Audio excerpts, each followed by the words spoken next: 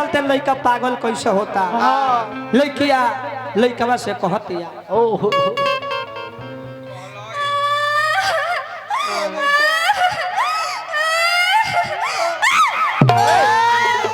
ऐसे रोवल जाला हे रात के काहे रोतर कुछ भइल बा का?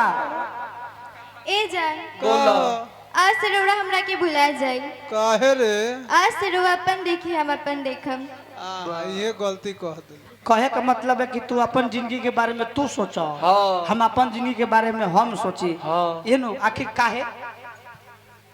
ए जान बोलो हमर माई बाबू में दूसरा जगह शादी तय कर देले बा। अरे आदमी सरे ना बिलाई से रात के पोंछ उठा के मैं आओ बोली तब तो शादी तय हो गई तब तो यहाँ रहल जरूरी नहीं है। ए जब रोकम हमार भैया तो हमार शिकायत कर जा जा ठंडे जा निकलो तू जइबू तहरा द्वार पर बाराती आई बैंड बाजा आई मारुति कार आई आ वही बारात में सुदर्शन भैया झाड़मती लेके जाई हो। झाड़बत्ती कैसे ना जाने लो मुरिया पर 3 गो ट्यूबलाइट होला नु उहे झाड़बत्ती पहले कहल जात रहे। अच्छा मैं चाहता नहीं हमारी मोहित यादव जी हमरा सुवर्णा से पुरस्कार दिले रहन। वाह ना जी सुदर्शन भैया झाड़बत्ती लेके आई हो आ नहीं खजा ना एकरे बारात में हो नचनिया के ना चाहिए। हम वो चलब देखे तू चलवा ए भैया लग तू चलिए नचनिया के मुंह में पैसा धरवा जाई और नचनिया के मुंह में पैसा धरवा जाई। लड़का कहता कि सुनो कि सब तो दुश्मनी सधावेला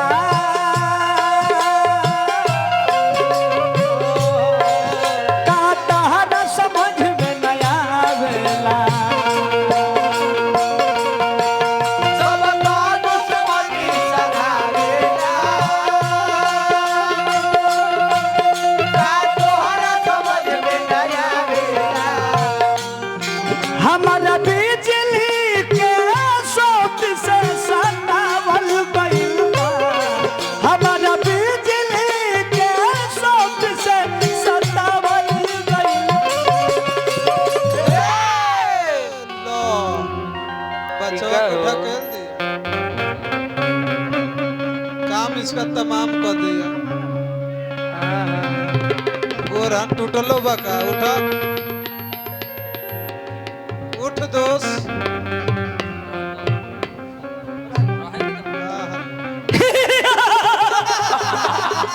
हेलो हेलो हेलो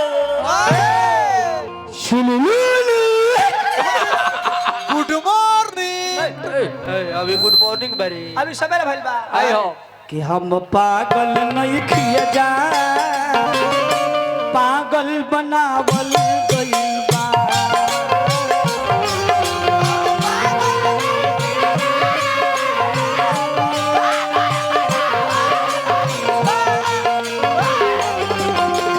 पागल नहीं किए जा पागल बनावल गइल बा।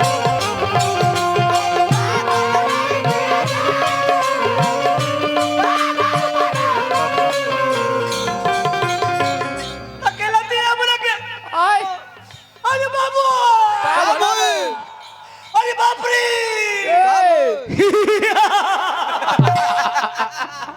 ई पगलइले बिया हमरा के रोइले बिया अन्ना का ढंग धइले बिया पहिले ऐसा ना रहे हमर चाचा हमरा बुझाते कि एकरो के सुधा सोना बो कइले बिया। काठी से तारा ये दुनिया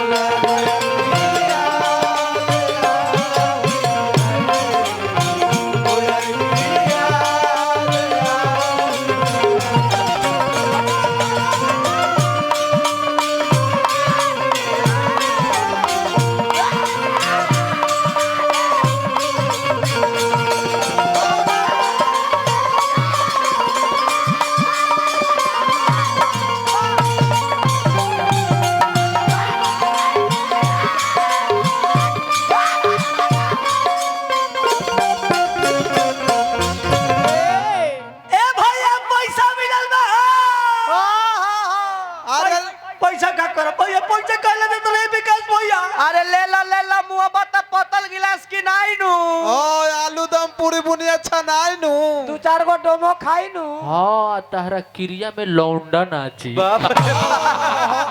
हम तहरा क्रिया में ऑर्केस्ट्रा करवाए ए भैया बाप रे बाप मंदिर पैसा बात बोलबा ए बाप रे बाप का भाई देखा भैया सुना हमरा 13 में एगो निवेदन बा का बा एगो हमर श्रद्धा पूरा करबा लो बोलो बोलो हम मरे के बाद अंतिम इच्छा बा का बा हमरा 13 में हां सुदर्शन लौंडा के जरूर बोले जा अभी बयान दे दो अरे अपने ओ तार घोप घोप बिल्ली में सुन हेलो बोल शायरी बोल उजरे हुए चमन में फूल खिलाएगा कौन? कौन उजरे हुए चमन में फूल खिलाएगा कौन? कौन हम नहीं रहे तो तुमको इतना सताएगा कौन? अरे पगले, आज हम हैं तो ही तो सताते हैं। कल हम नहीं रहेंगे तो तुमको इतना सताएगा कौन? एगो एकरो बोलिए हो एगो एकरो बोलिए हो हां जाई देखि ना रे मुर्गा ने बने बाबा आ गइले मुर्गा के हड्डी ना खाई लइका कहता कि सुनो कि तोहारा के जतना कोई भी केहू नाही करी बदले में का दियो मत करी बदले में का दियो आज्ञा तो करी रे बदले में का दियो आज्ञा तो करी रे केहू अपना शौक से ना पगला ना के परीक्षा में फेल हो जाई भैया पगला हाँ बाप मातारी मार के घर से खेत दी तब पगला जाए नौकरी खातिर रुपया दे दी नौकरी ना हुई तब पगला जाए ना तो आर्मी के तैयारी करता अब पढ़त पढ़ते हार गई नौकरी ना भइल तब पगला गई लड़की धोखा दे दी तब पगला जाए ये सुदर्शन में एक आदमी और पगला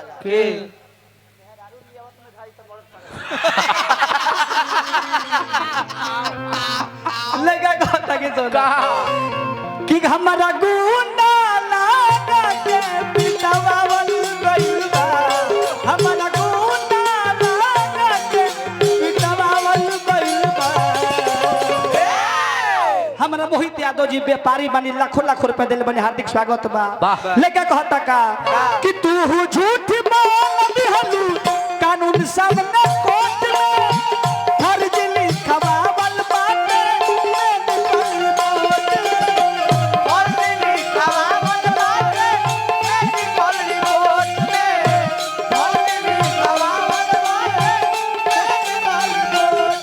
अरे बाबा ओ बाबा ए बाबा ओ बाबा बाबू फेर में पड़ल हो ना देखियो हो दादा बाबा का कहता नी सुदर्शन यादव का लगा जाला हो ना आए मन करैत ई का कहला न कहां जाला मन करैता अच्छा सुदर्शन भिरी जाए आए ना ना ओ ना जाम ए बर भैया हवन उन चनिया से 12 पिटाला ना जाए ए भोला सपना में अगिया लगावल गइल बा भोला सपना में अगिया लगावल गइल बा ए दुनिया वालों कभी मोहब्बत मत करना अरे करना है तो माता पिता का सेवा करना समाज में कल्याण करना है तो धर्म करना लड़के के चक्कर में मत पड़ना क्योंकि जो लड़के के चक्कर में पड़ा है कभी फांसी लगा कर मरा है तो कोई पुल पर से कूद के मरा है तो कोई टावर पर से चढ़ के मरा है बाप रे कि हम पागल नहीं किए जा पागल बनावल गइल बा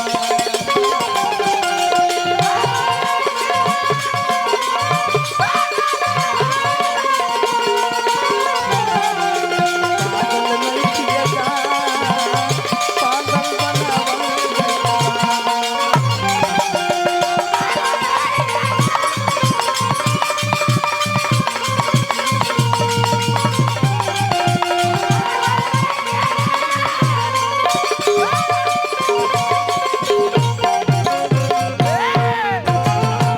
हमारा समय समाप्त भाई आइए होटल से सुनिए वाह जी हमारे दोस्तों क्या है दिल थाम कर बैठ।